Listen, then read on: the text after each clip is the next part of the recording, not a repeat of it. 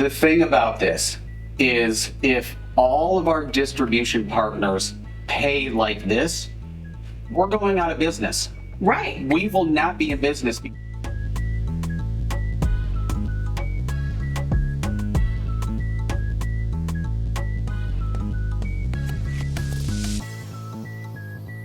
The Monday meeting again? Right. Okay. How's the calf?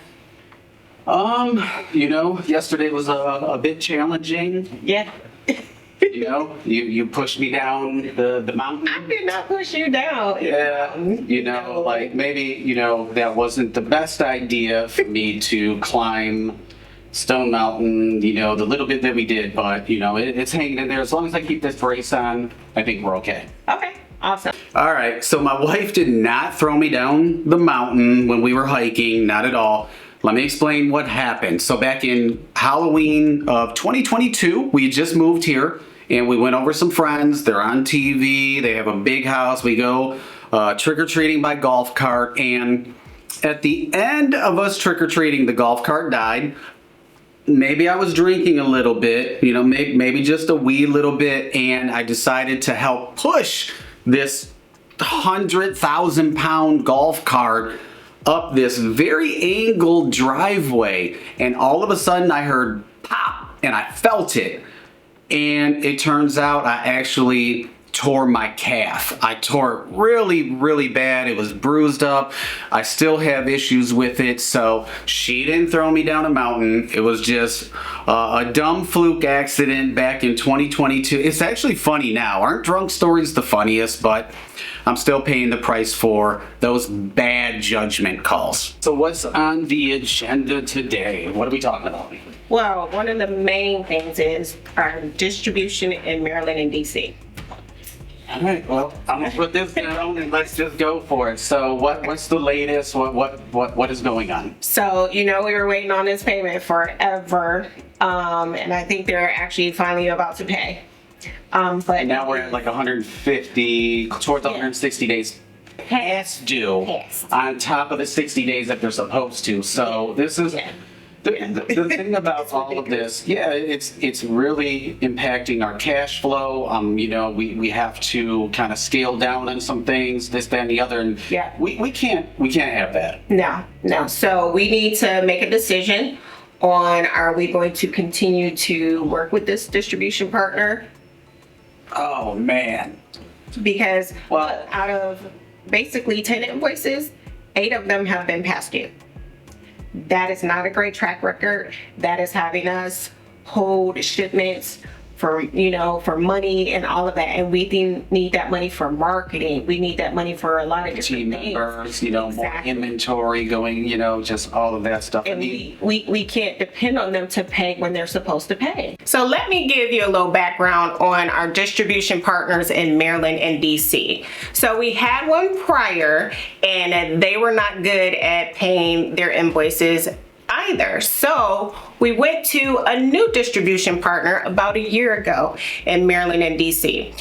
And we were excited because we were like, this is a bigger company. We're going to get our payments and we're going to get in that market. We're really going to work that market. However, now almost a year later, we are almost in the same exact space that we were in with our prior distribution partner in Maryland and DC.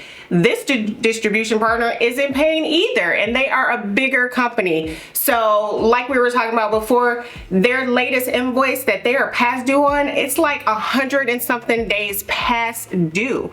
We cannot function our company with that. We cannot move forward doing that. That is just not a good business practice. So that is something that we have to make a decision on. And in business, you have to make these decisions when you have these challenges.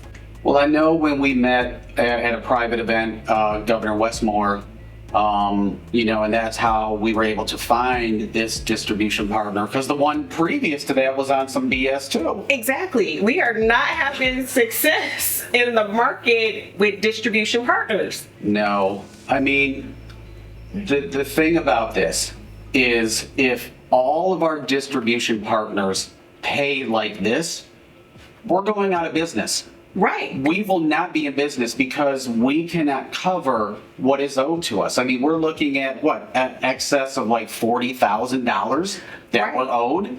And we can't forecast shipments. We can't forecast Right. marketing for our team members. Those are forecasted on payments that we're supposed to get in on time.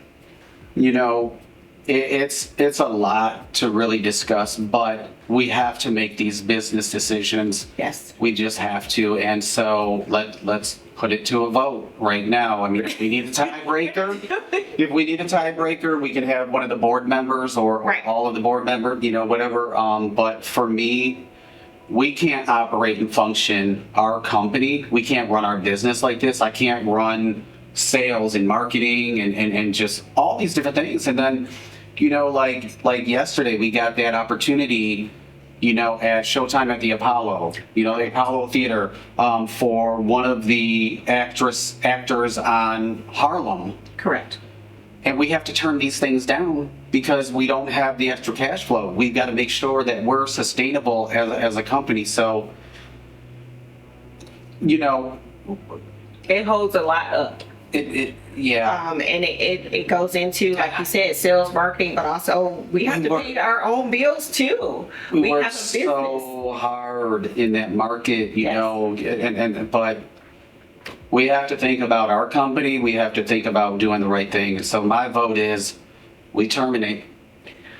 That's my vote too. Just because looking at it, looking how it's coming in and not really flowing as it should, not being paid on time, that is not allowing for a good forecast on sales, marketing, paying our bills, paying our other Just all team of it, members. just everything that comes through. So it's like, no, we can't. And then you're spending the time going back and forth, Yes. trying to follow up and make them, and you're not getting anywhere. They're not answering, like you told me already. So for me, I mean, as much as I hate to, we just have to cut ties with that distribution partner. We're going into the holiday season, so there's no way we're going to work on getting a new distribution. We're just gonna have to do this for the sake of the company, and so that way we can, not have to deal with this nonsense. Exactly. Now, you are the logistics queen on top of being the tequila queen. So there's a lot of people out there, we 100% know, they don't know what it takes into getting a bottle on the shelf. So I'm going to shut up. Why don't you just explain this whole process? That is crazy. I mean, to get the whole thing on the shelves, it has to start in Mexico. Yes. So with our distillery, we have to give them a PO. They make our product. Yep. So you know what that entails. Yep. Right. Yeah, So we don't need to go into that. That's a lot, but they make it. We get the labels there, all of this good stuff. So Yep. getting it here, what does that entail, and what is the time frame basically? I mean, supposedly it's supposed to be a couple weeks. However, because Wait a minute, cue the laugh, because okay. because of many things going on in the world, it takes a little bit longer. So our lead time is usually about 6 to 8 weeks now. Yes. Depending. So wait a minute, let's rewind the tape. That was my best I could do. So it should take, 2-3 weeks on average, and that's what it was doing years ago. Yes. Now, because of the tariffs, because of all the relations, that U.S. has with Mexico and all that, the border, all of these different things, now we're at about 6 to 8? 6 to 8 weeks. So even getting it from the distillery, that might take another week or so because it has to be approved before it leaves the distillery.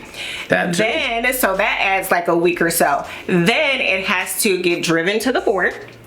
That takes about a week or so. Then at the border, all customs and everything has to be approved, and it's a process, and that can take about 4 or 5 days actually, because it's been backed up because of logistics, and we know why.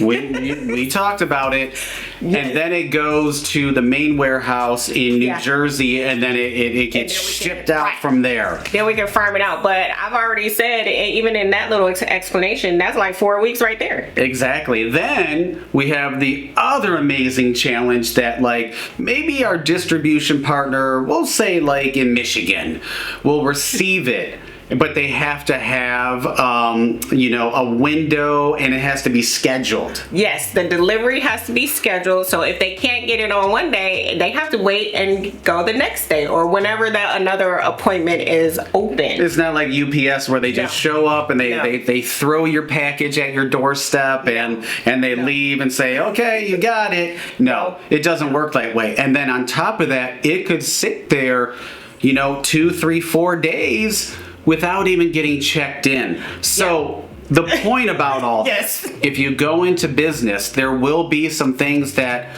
you just can't control. No. You got to go with the ebbs and flows. You just don't know what's going on. You don't get those routine updates or reminders or emails saying, hey, your shipment's on the way. It doesn't work that way. Yeah. There's just a lot of things in business that can't be controlled. And you just have to have like ice water running through your veins and the patience of a tequila queen. Right. Because I don't have the patience. Yeah, I mean, it's so many just facets of it that people don't understand, but this is a simple view of that. So. Yeah. Okay, I'm ready for a drink. Right?